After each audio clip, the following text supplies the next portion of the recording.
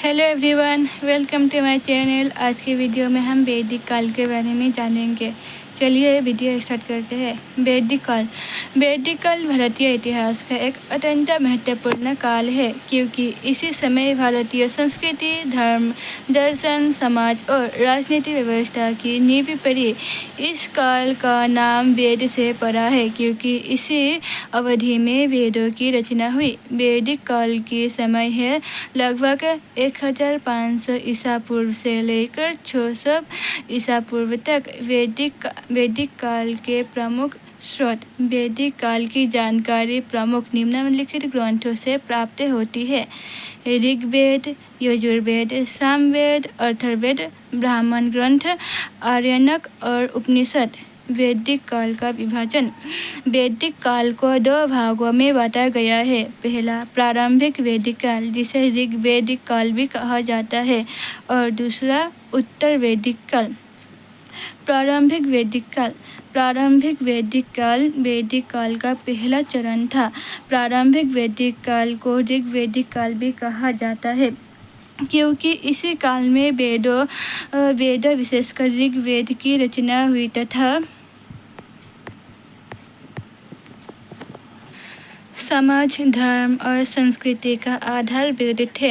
इस काल की अधिकांश जानकारी भी वेदों से प्राप्त होती है, इसीलिए इसे वैदिक काल कहा जाता है।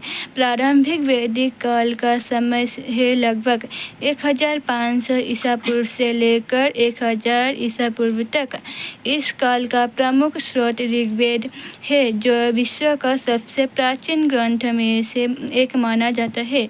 इस युग में आर्यों का जीवन प्रमुखतः ग्रामीण था तथा वे पंजाब और सप्त सिंधु क्षेत्र में निवास करते थे। प्रारंभिक वैदिक काल की राजनीति व्यवस्था। प्रारंभिक वैदिक काल में समाज भिन्न जन में विभाजित था। प्रत्येक जन का प्रमुख राजन होता था। राजन का अर्थ है राजा। राजा का प्रमुख कार्य जनता की रक्षा करना और न्याय प्रदान करना था। राजा को सभा और समिति जैसी संस्थाओं से सलाह भी मिलती थी। इस समय राजतंत्र था, लेकिन राजा की शक्ति सीमित थी। प्रारंभिक वैदिक काल का सामाजिक व्यवस्था। प्रारंभिक वैदिक काल में समाज का आधार परिवार था। परिवार का मुखिया गृहपति कहलाता था। समाज में महिलाओं का सम्मान था। महिलाओं को शिक्षा प्राप्त करने के लिए और धार्मिक कार्यों में भाग लेने का संपूर्ण अधिकार होता था। वर्ण व्यवस्था प्रारंभिक रूप था, लेकिन यह जन्म पर नहीं बल्कि कर्म पर अधिक आधारित थी। आर्थिक व्यवस्था। प्रारंभिक काल में पशुपालन मुख्य व्यवस्था था। गाय को धन और समृद्धि का प्रतीक माना जाता था। कृषि भी की जाती थी, जैसे गेहूं और जौ की खेती। व्यापार वस्तु विनिमय के माध्यम से होता था। शिल्पकार, बढ़ई, कुम्हार और लोहार जैसे कारीगर भी समाज का हिस्सा थे। धार्मिक जीवन। लोग प्रकृति की शक्तियों की पूजा करते थे। प्रमुख देवता थे इंद्र, जिसे वर्षा एवं युद्ध के देवता कहा जाता है। अग्नि के देवता माना जाता है। वरुण, जिसे जल एवं नैतिक व्यवस्था के देवता माना जाता है। सूर्य, जिसे प्रकाश का देवता माना जाता है। और वायु, जिसे पवन के देवता माना जाता है। और सोम, जिसे समरस के देवता माना जाता है। प्रारंभिक वैदिक काल में यज्ञ और मंत्रों का विशेष महत्व था। शिक्षा व्यवस्था। प्रारंभिक वैदिक काल में शिक्षा गुरुकुल प्रणाली के माध्यम से दी जाती थी। विद्यार्थी गुरु के आश्रम में रहकर वेद, धर्म, युद्ध कला, संगीत और नैतिक शिक्षा प्राप्त करते थे। शिक्षा का उद्देश्य चरित्र निर्माण और ज्ञान प्राप्त करना था। साहित्य प्रारंभिक वैदिक काल का प्रमुख साहित्य ऋग्वेद है। ऋग्वेद में 10 मंडल, 1028 सूतक और लगभग 10,600 मंत्र है। इसमें देवताओं की स्तुति, समाज, संस्कृति और जीवन का वर्णन मिलता है। प्रारंभिक काल की प्रमुख विशेषताएं: ग्रामीण एवं सरल जीवन थी, पशुपालन मुख्य व्यवस्था थी, महिलाओं को सम्मान और शिक्षा का अधिकार मिलता था, सभा और समिति जैसी लोकतांत्रिक संस्थाओं का अस्तित्व था, प्रकृति की पूजा और यज्ञ का महत्व था। ऋग्वेद की रचना इसी काल में हुआ था। प्रारंभिक वैदिक काल में सामाजिक समानता, धार्मिक सरलता, ग्रामीण जीवन और सांस्कृतिक विकास देखने को मिलता है।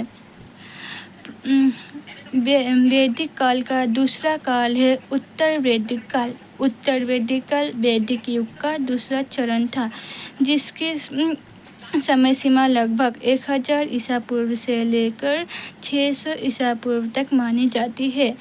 उत्तर वैदिक काल में आर्यों का विस्तार पंजाब से गंगा यमुना के मैदानों तक हुआ। समाज, राजनीति, अर्थव्यवस्था और धर्म में अनेक परिवर्तन इसी काल में होने लगा। इस काल की जानकारी मुख्यतः यजुर्वेद, सामवेद, अथर्ववेद, ब्राह्मण ग्रंथ, आर्यनक तथा उपनिषद से प्राप्त होती है। उत्तर वैदिक काल की राजनीतिक व्यवस्था। उत्तर वैदिक काल में छोटे छोटे जोनों के स्थान पर बड़े बड़े राज्यों का विकास होने लगा। राज्यों का विकास होने के कारण राजा की शक्ति और अधिकार पहले की तुलना में अधिक बढ़ गए। राजतंत्र मजबूत होने लगा और शासन वंशानुगत होने लगा। वंशानुगत यानी राजा के मरने के बाद राजा का बेटा शासन करता था, उसे ही वंशानुगत कहा जाता है। अश्वमेध यज्ञ, राजसूय और वाजपेयी जैसे यज्ञों द्वारा राजा अपनी शक्ति और प्रतिष्ठा का प्रदर्शन करते थे। प्रशासन को व्यवस्थित करने के लिए विभिन्न अधिकारियों की नियुक्ति की गई। उत्तर वैदिक काल की सामाजिक व्यवस्था। उत्तर वैदिक काल में वर्ण व्यवस्था अधिक कठोर होने लगा और जन पर अधिक आधारित होने लगा। ब्राह्मण, क्षत्रिय, वैश्य और शूद्र के कार्य स्पष्ट रूप से निर्धारित किए गए। महिलाओं की स्थिति पहले की तुलना से अधिक कमजोर होने लगा। बाल विवाह जैसी प्रथाओं के प्रारंभिक संकेत भी मिलने लगे और इसी के साथ संयुक्त परिवार व्यवस्था का विकास होने लगा। उत्तर वैदिक काल की आर्थिक व्यवस्था। उत्तर वैदिक काल में कृषि प्रमुख व्यवस्था बन गई। लोहे और औजारों के उपयोग से खेती का विस्तार और उत्पादन बढ़ने लगा। व्यापार और उद्योग का विकास होने लगा। वस्तु विनिमय के साथ व्यापारिक गतिविधियां भी बढ़ने लगा। शिल्पकारों और कारीगरों की संख्या पहले की तुलना से अधिक बढ़ने लगा। धार्मिक व्यवस्था। यज्ञ और कर्मकांड का महत्व पहले की तुलना से अधिक बढ़ने लगा। ब्राह्मणों का प्रभाव समाज में अधिक होने लगा। अनेक प्रकार के बड़े यज्ञ आयोजित किए जाने लगे। उपनिषदों में आत्मा, ब्रह्म, कर्म और मोक्ष जैसे दार्शनिक विचारों का विकास हुआ। धार्मिक जीवन, आध्यात्मिक चिंतन का महत्व बढ़ गया।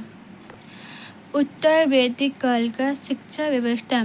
उत्तर वैदिक काल में भी शिक्षा व्यवस्था गुरुकुल प्रणाली में भी जारी रहने लगा।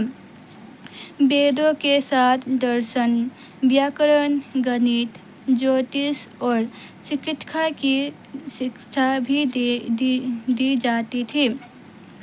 शिक्षा का प्रमुख उद्देश्य ज्ञान, धर्म और नैतिक विकास था।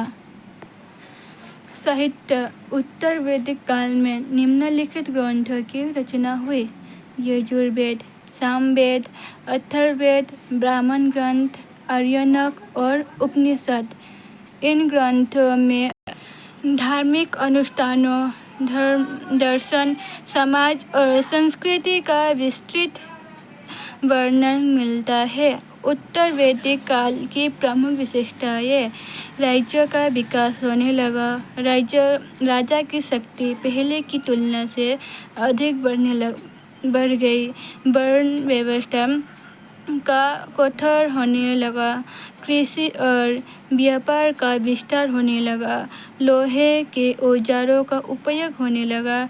यज्ञ और कर्मकांड का अधिक महत्व होने लगा। उपनिषद में दार्शनिक विचारों का विकास होने लगा।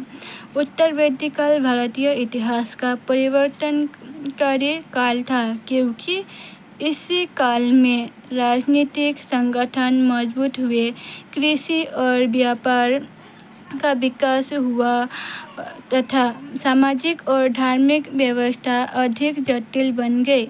इसी काल में भारतीय दर्शन और आध्यात्मिक चिंतन का व्यापक विकास हुआ, जिसने आगे चलकर भारतीय संस्कृति और सभ्यता को गहराई से प्रभावित किया। वैदिक साहित्य 4 भागों में विभाजित हुआ: वेद, ब्राह्मण ग्रंथ, आर्यायक, उपनिषद। वेद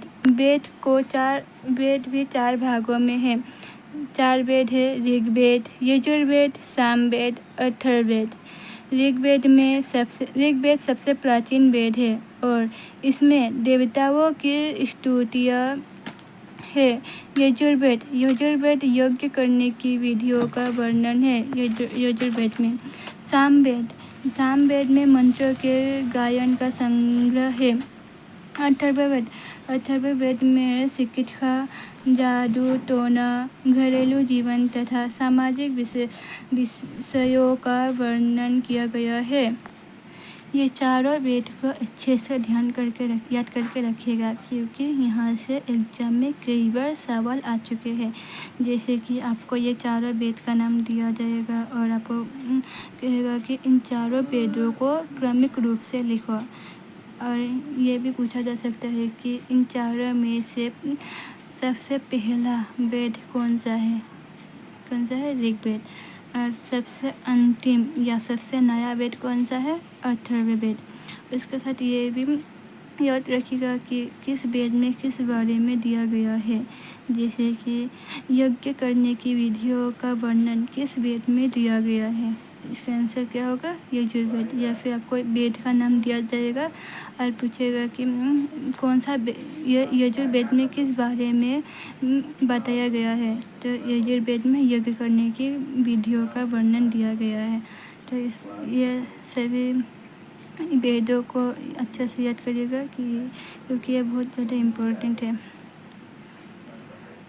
वैदिक काल का भारतीय इतिहास में महत्व। भारतीय इतिहास और सभ्यता की नींव रखी। संस्कृति, भाषा तथा वैदिक साहित्य का विकास हुआ। धार्मिक दर्शन का व्यापक विकास हुआ। गुरुकुल शिक्षा प्रणाली विकसित हुई। सामाजिक एवं राजनीतिक संस्थाओं का विकास हुआ। भारतीय धार्मिक परंपराओं और जीवन मूल्यों का आधार इसी काल में स्थापित हुआ। निष्कर्ष: वैदिक काल भारतीय इतिहास का स्वर्णिम और आधारभूत काल माना जाता है।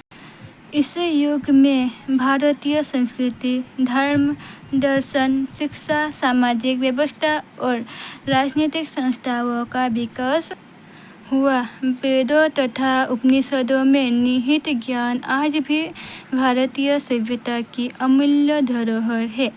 इसलिए वैदिक काल को भारतीय इतिहास की सबसे महत्वपूर्ण अवधियों में से एक माना जाता है। आज की वीडियो यहीं तक था। अगर आपको आज की वीडियो अच्छा लगा तो लाइक शेयर ज़रूर करिएगा। वीडियो पूरा देखने के लिए thank you and bye bye.